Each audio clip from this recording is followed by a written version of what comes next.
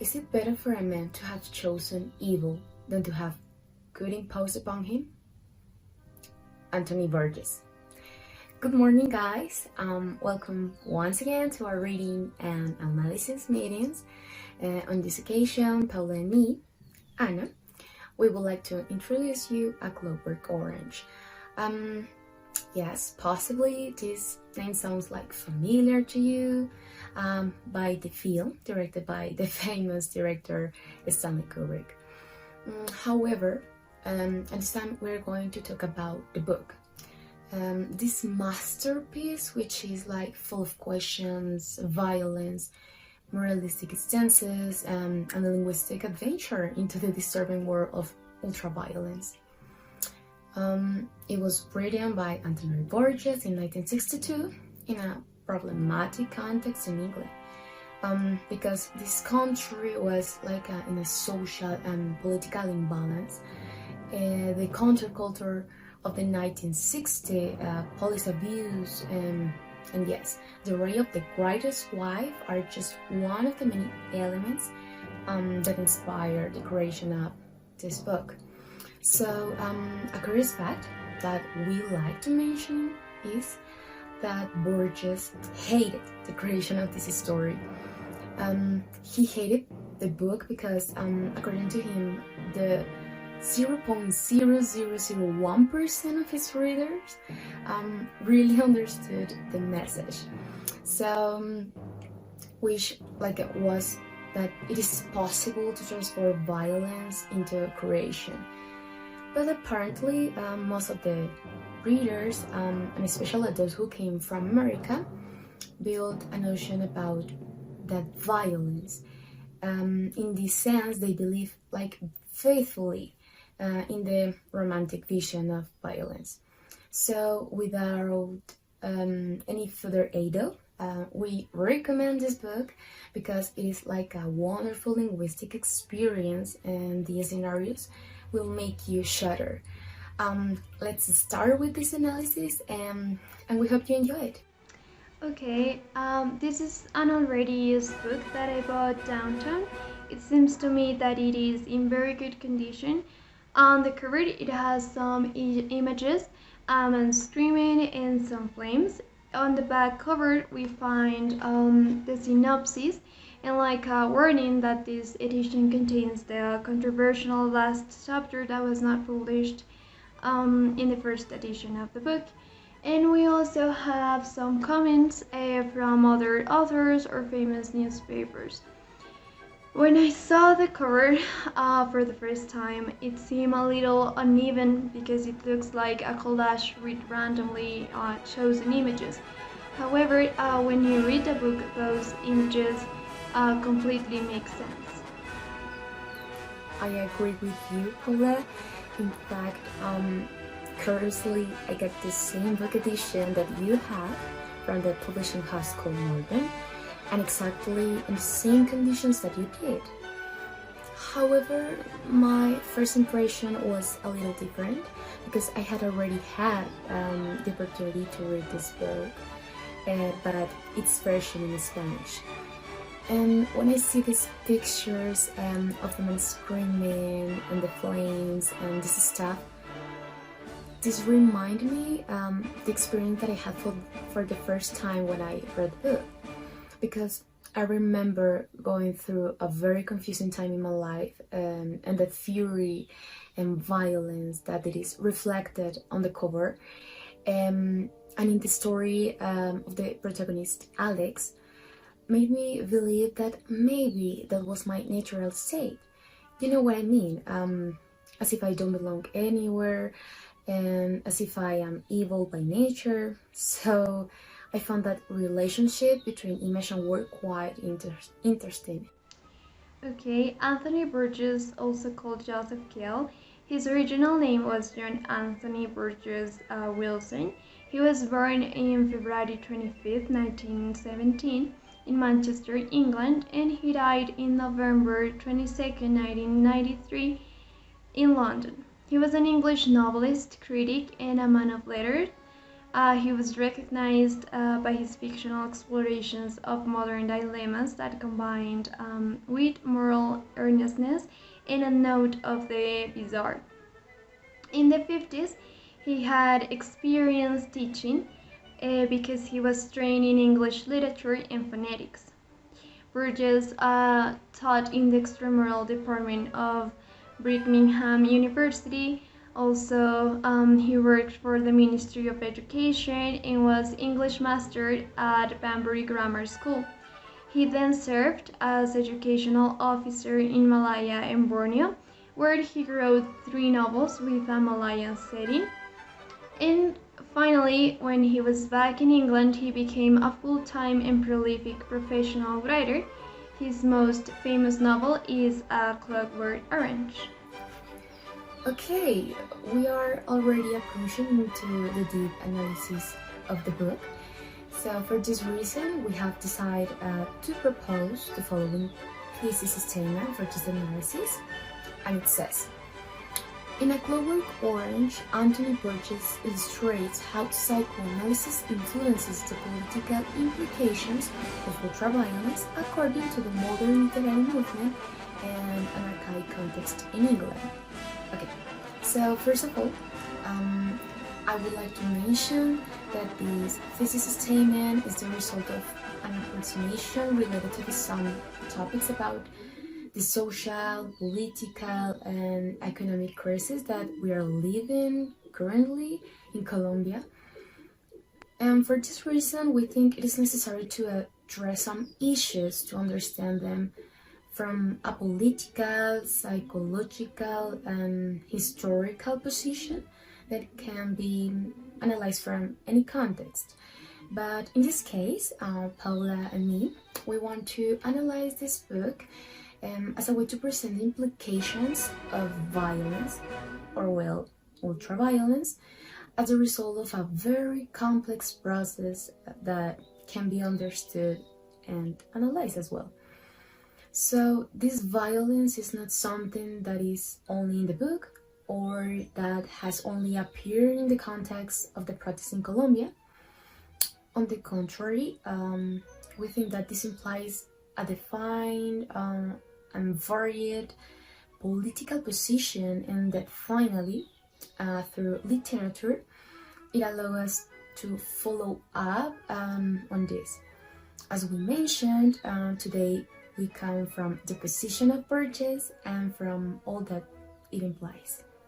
Now I want to talk to you about the World War I, because this affected or influenced the modern literary movement.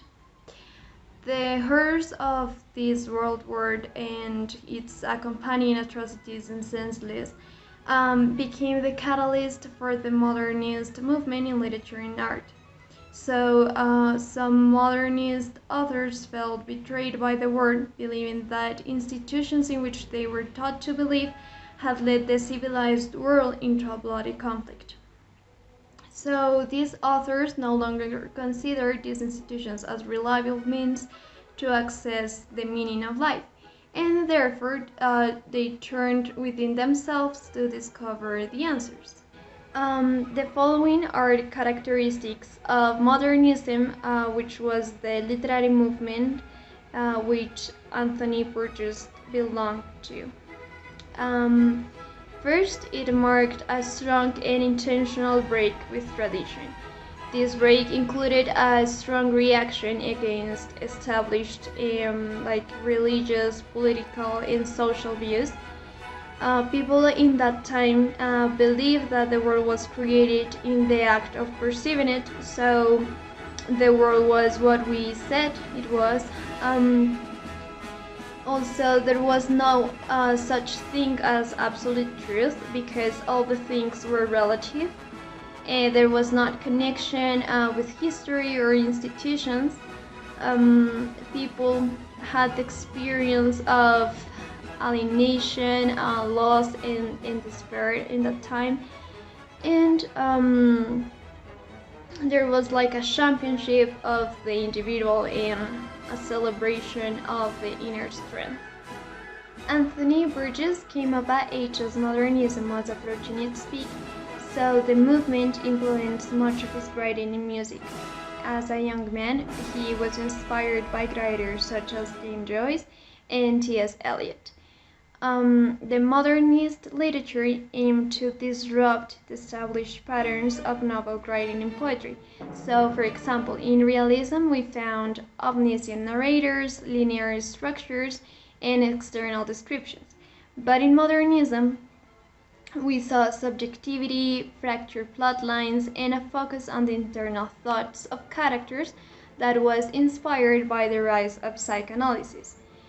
The modernist writers experimented with form and allusion, building collages out of fragmented languages and images. That was the case of Burgess when he invented a new language called Natsat based on the Russian vernacular. The intention of Natsat is to distinguish certain interests from the counterculture of the 1960s in England and to suit communicational purposes exclusively of the youth appearing in the novel. Behind this language, we as readers can find that the vocabulary includes notions of violence and human sexuality. Those are characteristics that the counterculture tried to expose freely and that Burgess explores through the creation of an argot which young people feel identified with. So, for example, the main character of the story uses Natsat to express his youthful and violent behavior.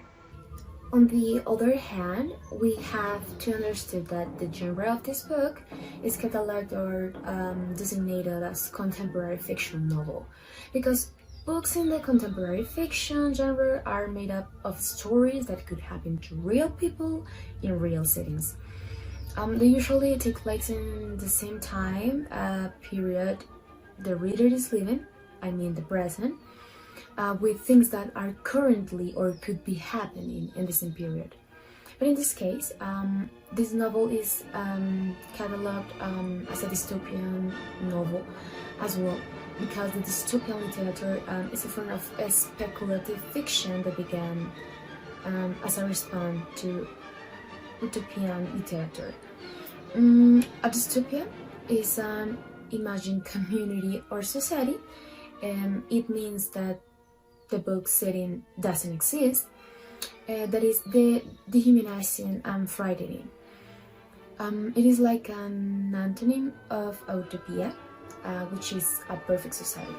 So, as you can see, Burgess portrays a society where young people don't care to listen to their parents, use drugs, commit acts of ultraviolence, etc. Even the government wants to intervene in the same way under the notion violence makes violence. They are forcing men to be good through LUDOVICO's technique. We're going to explain it later, which means they lose their free will. And additionally, the contemporary genre also contains informal and conversational dialogue, and sometimes even regional dialects. In this case, Burgess takes and creates Natsat to represent this informal and colloquial language that is only used by the young population or young people in the book. This can be seen, for instance, when P.R. Deltoid, who is Alex's corrective advisor, assigned to keep tabs on the boy's behavior, talks to him on one of his visits, and Alex answers, "I said in my gentleman's colors," which means voice, "I think it should clear by this afternoon." Here we can see that Alex changed his vocabulary and his way of speaking, because Pierre Deltoy doesn't represent youth or young people. In general terms, as you can see here, in this list of not sad words or not sad vocabulary. It represents the dialect invented by the author for this work and gradually becomes a linguistic adventure. A Clockwork Orange presents a plurality of factors that were happening in the 1950s and the 1960s, such as anarchism, that is, a cluster of doctrines and attitudes centered on the belief that government is both harmful and unnecessary. Anarchism, at the same time, is linked to various cultural, social, political, and other factors. So, in England, anarchism manifested itself in different social and political movements that can also be seen implicitly illustrated in the novel. First, we have the New Left of the famous 1960s counterculture. It took place between the 1960 and 1970, in which great shades of anarchism were reflected on the part of the young people because they demonstrated discontent with authoritarian practices. Likewise, in England, it was tried to modify certain erroneous aspects about the authoritarianism that the old political left of the Second World War presented, in such a way that the concepts of greatest interest that were associated with the New Left were personal freedom and autonomy. Second, we have the eccentric counterculture in the 1960s. One of the denotating aspects of the counterculture of the 60s was evidenced in the birth explosion after the First World War, leaving in the long term a great sequel to young people who did not know how to occupy their time, because in this way it allowed them to explore and to experience new fields. Therefore, now the appearance of the counterculture emerges in the group of young people who do not share the same political and social ideologies presented in the United States and in the United Kingdom. For that reason, it becomes a revolutionary act that promotes the civil rights, sexuality. For example, in 1961 in England, condoms were sold for the first time. It also promoted the use of psychoactive substances and new forms of artistic expression. For example, the non-censorship of pornography in the cinema. However, these changes generated several confrontations between students and officials, not only due to the divergence of political positions and social practices, but also due to the increase in corruption in authority. For example, false evidence was generated for the arrest of these gang juveniles. In the same way, the mod movement and approach to youth started. The difference between young people and older adults was becoming more and more evident as cultural practices differ from social ideologies to the way of dressing, since this revolutionary thought led them to generate changes in fashion and lifestyles that were accepted and understood by the youth.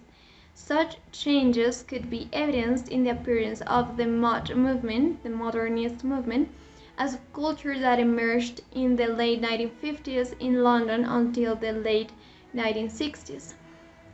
Their practices were characterized by the use of tailored clothing based on the style of the Teddy Boys, a culture that emerged in the 1950s, and it was influenced by rock and roll in the United States. Also, they were characterized by clubbing, amphetamine use, and new music. Thanks, Paula. Once we understood the general context of the book through anarchism in the UK and the social and cultural movements in England that are reflected in the behavior of the characters, the scenarios, and the dialogues, I think now it is necessary to mention some relevant aspects within the context of the book related to the dichotomy civilization and cruelty, both under the premise that this work symbolizes state brainwashing, civil disorder, that within its context of revolution, as Paula said, will produce the notion of ultraviolence. For instance, in the England of the time, with its power cuts and Arab bombings, the bleakness of that social landscape shared much of the food and outlook of the post-war period in which Burgess was written.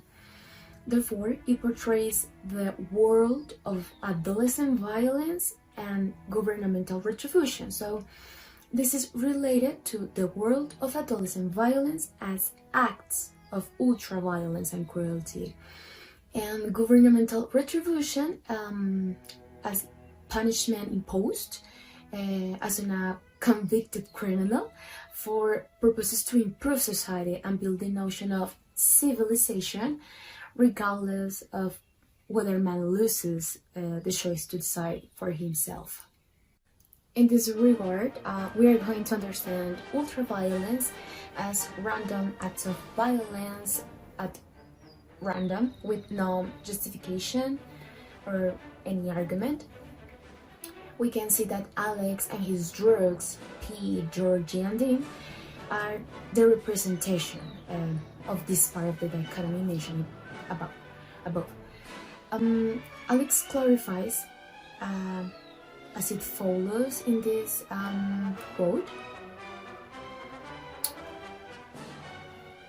And as you can see, the acts of ultraviolence have no justification or arguments. They are committed by young people who occupy their time using drugs and belong to gangs, as was mentioned in the previous context.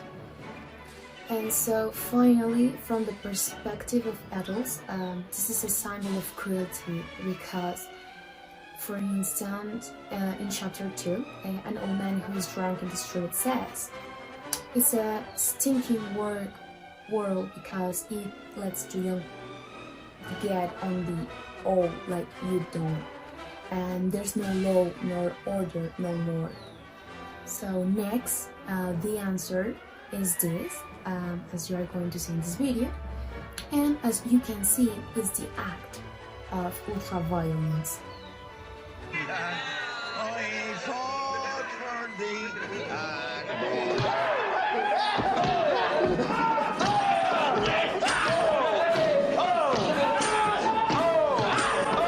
On the other hand, every society needs order, and in the dystopian world of Burgess, there is no order at all.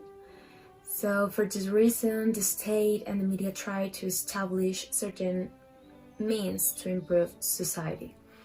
One of the most important arguments is the application of Ludovico's technique. Later, we are going to explain it better.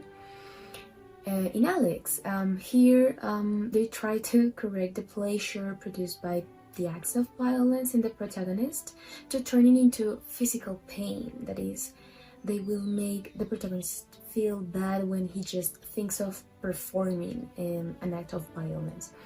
So Dr. Brodsky, who is in charge of applying this technique to Alex, he says, as you can see in the quote, and this only shows the attempt to reincorporate Alex into society at all costs. He is seen like a criminal, and this society as a civilization without criminals. However, at the same time, I think it is a paradox because in this attempt of civilization, the government is also a criminal, whether it says otherwise, because of police and government abuse and media manipulation. The result of this reincorporation is this, as you are going to see. Have to be cured. It was horrible. Of course it was horrible. Violence is a very horrible thing. That's what you're learning now. The body's learning it. I just don't understand about feeling sick the way I did. I never used to feel sick before. I used to feel like the very opposite. As literary theory, which shows the psychoanalysis that offers a systematic accounting of the psychic apparatus, especially the unconscious, and a theory of the mind and human psychic development. I'm going to share with you some concepts such as id, superego, and ego. The id is the part of the personality that contains our primitive impulses such as thirst, anger, and hunger, and the desire for instant gratification or release. According to Freud, the id represents the unconscious, instinctive aspect of the personality that serves to relieve pain and tension through reflex and primary process. Inside the id we have the eros, which contains the libido, and the thanatos, that contains the aggressive instinct. Also, we have the superego. The superego is part of the personality that represents the conscience, the moral part of us. So according to Freud, the superego dictates our belief of right and wrong. Thus, the superego can be thought of as a type of conscience that punishes misbehavior with feelings of guilt. On the other hand, we have the ego. The ego is the part of the personality that maintains a balance between our impulses, our id, and our conscious, our superego. The ego is based on the reality principle. So, according to Freud, the ego balances the need of the id and the superego, making a conscious and realistic decision. So the ego is that part of the id which has been modified by the direct influence of the external world. Now we have some quotes to illustrate the psychoanalysis in A Clockwork Orange. The first one is, "What I do because I like to do." Here, Alex freely acts out his id desires by committing violent acts with his gang, such as rape, robbery, and murder. Also, Alex thinks of music before committing a violent action, which links to his inability to control his violent behavior. In addition to this, his superego fails to punish him because he sees no wrong or fault in what he is doing. The other quote we have is, "Am I just to be like a clockwork orange?" Ego changes when Alex is forced from his id into his superego. Also, Alex in the end makes the realistic decision to suppress his id to avoid feeling ill, and Alex becomes a clockwork orange, alive on the outside but mechanical on the inside. Now we have the LUDOVICO technique.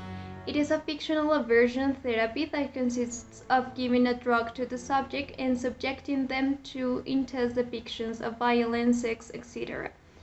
The drug will then make the subject violent ill, so it conditions a patient to experience severe nausea when experiencing or even thinking about violence, thus creating an aversion to violent behavior. This technique is implemented in Alex when he is caught by the police after committing a crime. Alex is injected with nausea-inducing drugs while watching graphically violent films, eventually conditioning him to become severely ill at the mere thought of violence.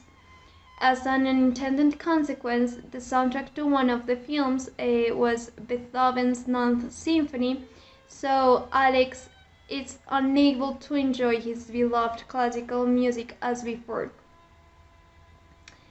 Now we have a quote to express this. "Each man kills the thing he loves," as the poet Prisoner said. Here's the punishment element, perhaps. Alright, now that we have a clearer view of psychoanalytic criticism as the theoretical approach in this book analysis, I'm going to link these concepts with some political implications based on some thoughts and quotes of these famous philosophers, Rousseau, Kant, and Hobbes. This part is very important for this analysis because we are going to understand that everything has a psychoanalytical and political implication, even when you think there is not. So, we're going to begin with Rousseau. He says, "People in their natural state are basically good, but this natural innocence, however, is corrupted by the evils of society. Okay, so in this way, the human being is naturally oriented to do good because man is born good and free. But traditional education oppresses and destroys the nature, and society ends up corrupting it. You know what I mean? In this context, Alex, Pete, Georgie, and Dean, the gang, have fun through ultra-violence acts due to the milk with drugs they took in the bar. So it allows them to do what they want, since they are free.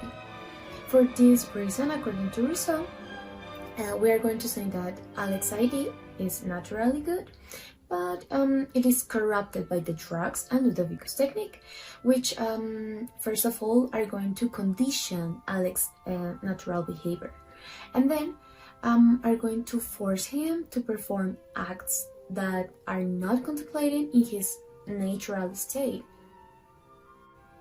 The following scenarios are the representation of this part, so please take a look at them and analyze them.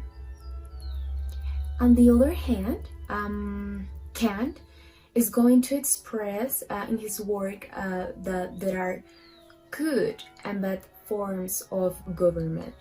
In this sense, democracy and tyranny, both of them have points against them, because whoever is in the power,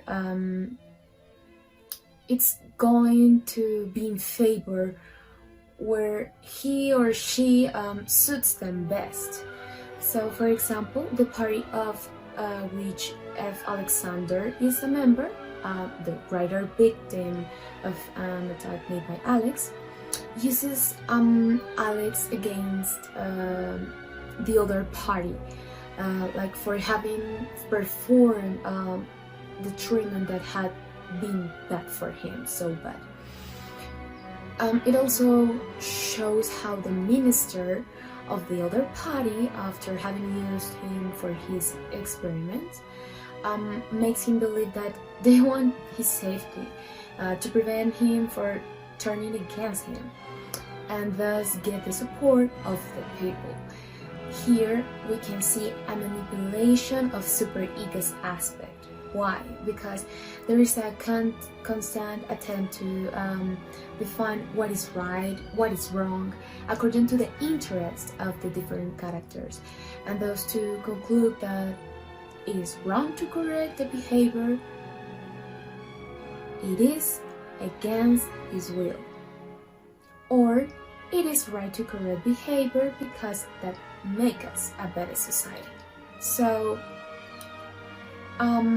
here we can see the scenarios presented in the movie, but at the same time is the real context of the book. Finally, through Hope's social contract, we can understand that it exists as a guarantee for individual security. So it means that it is necessary through putting an end to individual conflicts because they cause the war situation. Therefore, this is evidenced in the scene when the minister says that his party seeks law and order through the safety of each of his citizens, as his experiment helps to solve the problem of criminal violence. In this case, the minister is exposing ego's aspect, but understood through media manipulation, because he is trying to create a balance between the ID and superego aspect. It means that he's trying to convince people under the premise that correcting and treating the acts of ultraviolence, they are going to achieve the perfect society, and this to improve society aspect that I told you before. And finally, you can see the scenarios that are representing this, what Hope wanted to say.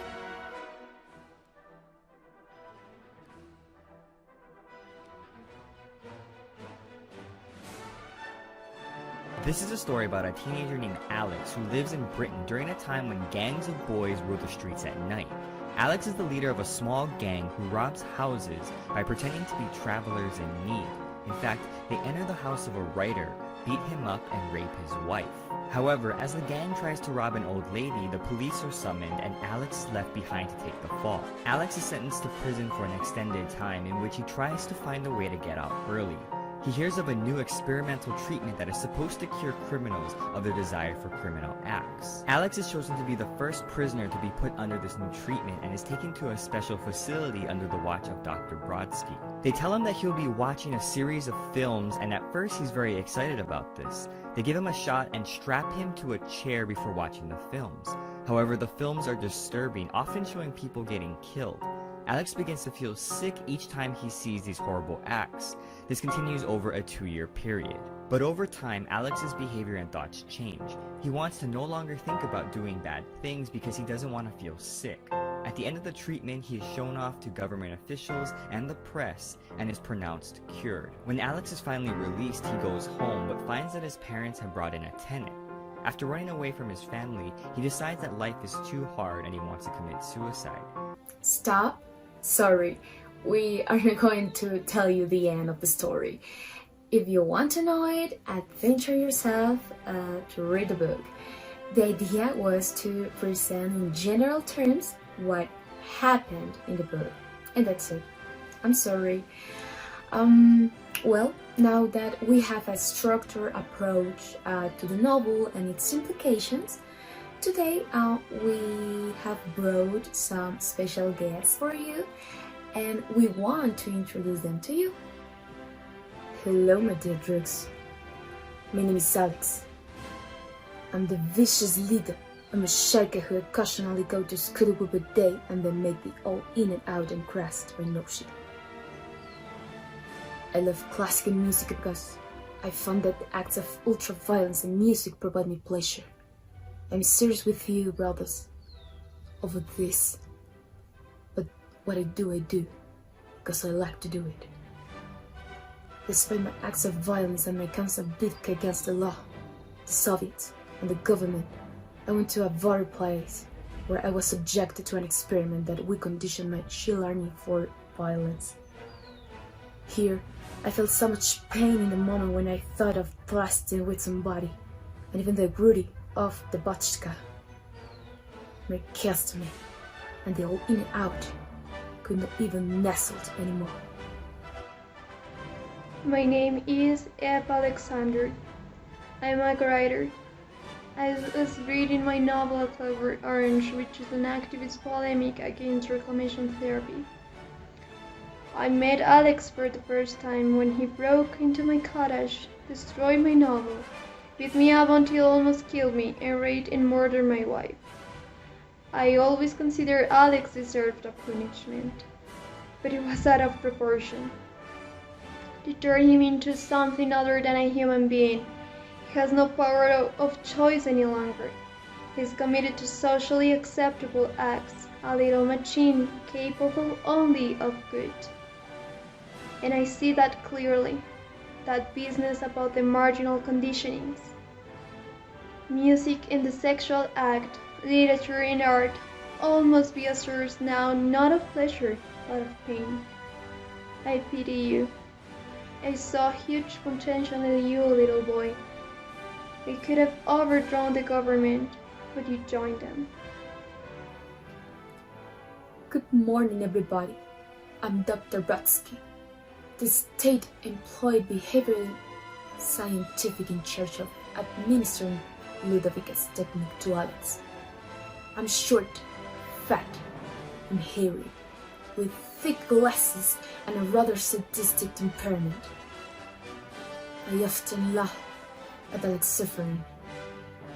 Like Alex, I know nothing of classical music, except that it proves useful for intensifying Alex's emotion during the administration of the technique. I also demonstrate a wide sense of morality by calling Alex a true Christian, after Alex loses his ability to make his own moral choices. I believe that the subcutaneous method is the best. Don't fight against it, please. There's no point in fighting. You cannot get the better of me, of us.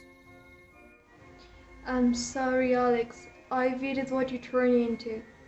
We were moldy and I had to grow up. I had to get alive. I did not want to betray you, but you forced me.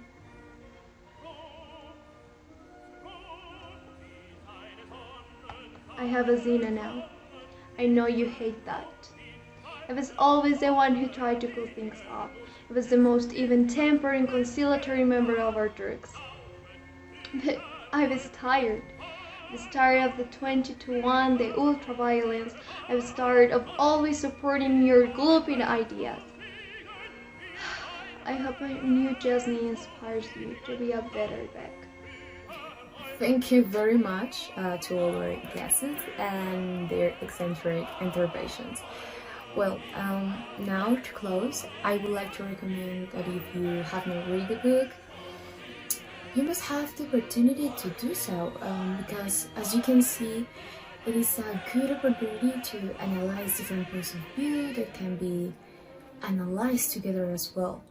Therefore, we could see that in the political implication of this book, this holds a secret, and it is the control and manipulation that can exist through psychoanalytic criticisms, concepts, and notions.